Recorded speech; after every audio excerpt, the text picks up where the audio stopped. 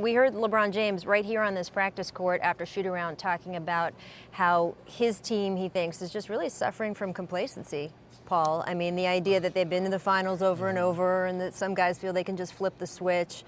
As we go into this big game tonight, do you think that he's got something? You know what? I really can see that because I remember on my Celtics team in 2010, we know we were better than everybody in the East. We only wound up winning 50 games. You know, we was losing the teams that we shouldn't lose to. Then we get to the playoffs. We go right to the playoffs, right to the finals, to where we play a Game 7 against the Lakers. Eventually we lose, but I can see that. You know, these guys are probably bored with the process. You know, it may not be LeBron, but maybe some of the other guys, and it affects everybody as a whole team. You know, if you don't have all the guys on the same page and one or two guys complacent, then it can filter through the rest of the team. So I can honestly see that because at the end of the day in the playoffs, the Cavs are going to still be tough to beat in a 7-game series. I know, you guys were the 4 seed, though, that year with the Celtics. If they fall down to the 4 seed, it might be tougher through the East than they think. We'll see. Coach Ty Lue was also talking about how the team had offensive firepower last year that they don't have this year, and that covered up for some of their defensive problems. Do you think that Kyrie not being here is as big a factor? I don't know if you could say their best defense is their best offense. I'm not sure. You know, some coaches say that, but they lose a 25-point score, but in all actuality, Kyrie wasn't the best defensive player. So it's all about their schemes. It's about guys wanting to and the will to get down and say, hey, we're going to stop this team tonight. We're not going to give up the middle.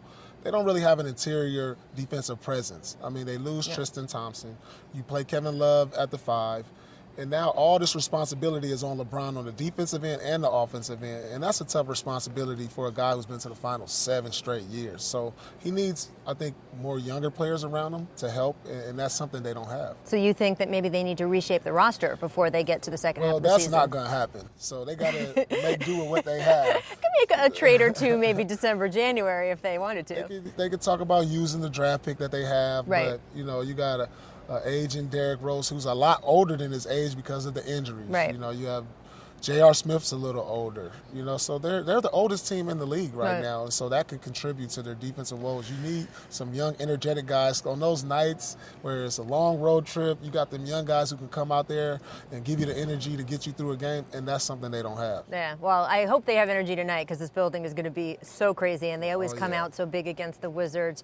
It's interesting, though, how this team does this season, how competitive they are. That's going to be the answer to the big question overwhelming the Cavs all season. Where's LeBron going to go in free agency?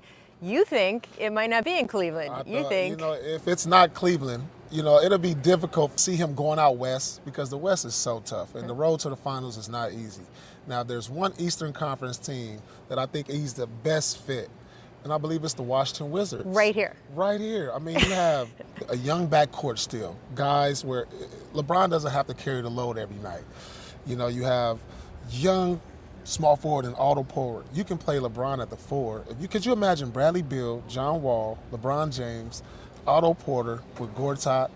That team will definitely win the East. It has experience, it has youth, it has everything you can want. So, hey, who knows? We'll have to see.